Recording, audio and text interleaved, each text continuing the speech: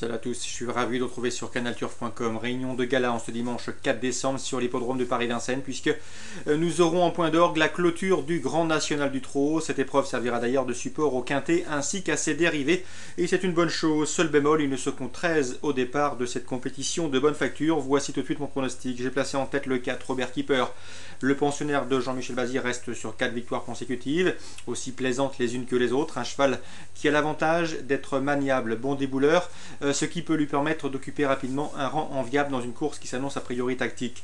De nouveau confié à Jos Verbeek, qui l'a mené au succès la dernière fois à Vincennes. Il s'annonce, à mon avis, redoutable, mais attention, la course demeure très ouverte. Je lui opposerai le numéro 6, Ricimer, cinquième entre guillemets seulement de la dernière étape, celle disputée à Rouen-Maucanchy. Ce jour-là, eh bien, l'effort qu'il a fait en début de parcours pour venir se placer, notamment dans la ligne droite, lui coûte un bien meilleur classement. Il a légèrement plafonné dans la phase finale. Mais à mon avis, ici, il s'annonce redoutable, car c'est un cheval qui se plaît à Vincennes et qui surtout a été réservé pour ce meeting d'hiver.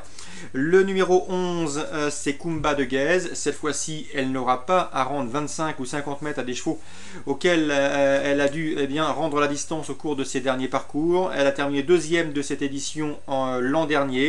Jean-Michel Bazir, son entraîneur, se met au sulky. À mon avis, c'est l'une de ses meilleures courses du meeting. Dès lors qu'il convient de la reprendre en confiance, c'est une jument de qualité. Le numéro 9, Kérouan de Jais, et le numéro 8, Quignou du Relais, respectivement premier et deuxième de la dernière étape provinciale, ça disputé le mois dernier à Rouen-Maucanchy, devrait une nouvelle fois disputer l'arrivée. Ce sont deux chevaux durs à l'effort qui ne vont pas lâcher le morceau. Le 5, qu'elle arrive, jument extrêmement régulière, elle aussi doit pouvoir confirmer, d'autant que Franck Nivard sera à son sulky, c'est un plus non négligeable. Le numéro 2, Kiv de Villeneuve, c'est le vainqueur de ce GNT 2011. À mon avis, il est barré pour la victoire, mais attention, son dernier succès plaide bien évidemment en sa faveur. Ce jour-là, il s'est littéralement promené, le chrono était excellent et le cheval n'a pas donné l'impression de puiser dans ses réserves. Dès lors, il peut pourquoi pas gravir un nouvel échelon. Et je terminerai avec le numéro 10. C'est Piombino. À mon avis, il est barré pour la victoire, mais attention, il a terminé troisième de l'étape de Maucanchy et il est également confirmé sur la grande piste, confié à Eric Raffin. Il doit lui aussi pouvoir ambitionner une belle place. Donc vous l'aurez compris, un quintet ouvert avec seulement 13 partants. Cela dit, ils sont plusieurs à pouvoir prétendre à l'une des 5 premières places. Mon choix: le 4, Robert Keeper, le 6, Ricimer, le 11, Kumba de Guèze, le 9, Kérouan de Jais, le 8, Quignou du Relais, le 5, c'est qu'elle arrive devant le 2, Kiv de Villeneuve, et le 10, Piombino. Mais l'épreuve demeure ouverte, elle n'en sera pas moins très intéressante à suivre. Toujours à Vincennes en Réunion 1, sachez que je sais que Berardi trouve que Guy Villicaillon est bien actuellement. Il a trouvé la bonne carburation, c'est le 102, dès lors il faut le suivre. C'est vrai que le cheval aurait préféré un parcours de plus longue haleine, mais en classe pure il affronte des adversaires à sa portée. Dans la 7ème, le 703, Royal Pierre, réservé pour ce meeting, est toujours en retard de gain. Damien Beaune va le monter en confiance. Je lui opposais le 706, Royal Winner. Il s'entend à merveille avec Alexandre Abrivard. Ça se passe un peu plus mal lorsque c'est son jeune apprenti qui le monte, mais avec Alexandre Abrivard, ça se passe toujours bien. On atteste son dernier succès. Une confirmation est attendue à Vincennes. Le régulier Ratio Thieben, le 4, me semble barré pour le succès, mais il est régulier, en forme, et ça doit suffire pour terminer sur le podium. 703, 706, 704.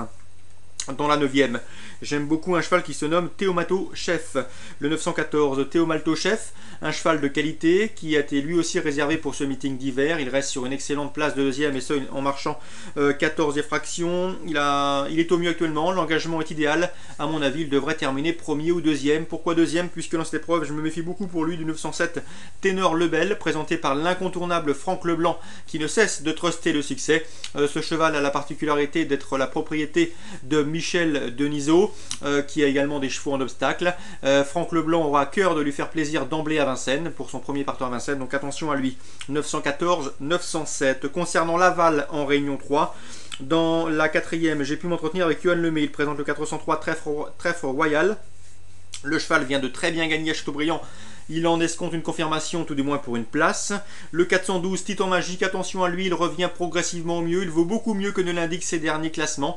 J'ai senti un Claude Fougère qui n'était pas négatif, donc pourquoi pas une surprise à belle cote avec le 412 Titan Magique. Le 409 Turbo Dronier reste sur 2 succès, à Pornichet et à Nantes. D'après Cyril Tiget, il doit pouvoir confirmer. Bon, vous l'aurez compris, cette 4e course me semble très ouverte.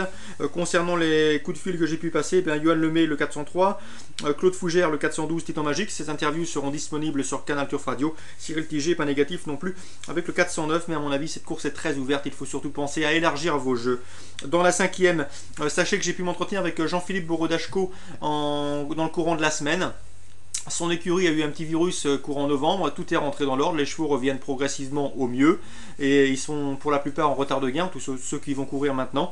Le 509 Tornado 11 vient de bien gagner la dernière fois à Gragne facilement, elle avait gagné également auparavant encore de mai, elle n'a pas encore les gains à mon avis en rapport avec son potentiel. Jean-Philippe Borodachko a soif de succès après ce petit virus dans l'écurie, donc attention au 509, Tornado 11, je la pense capable de signer un nouveau succès.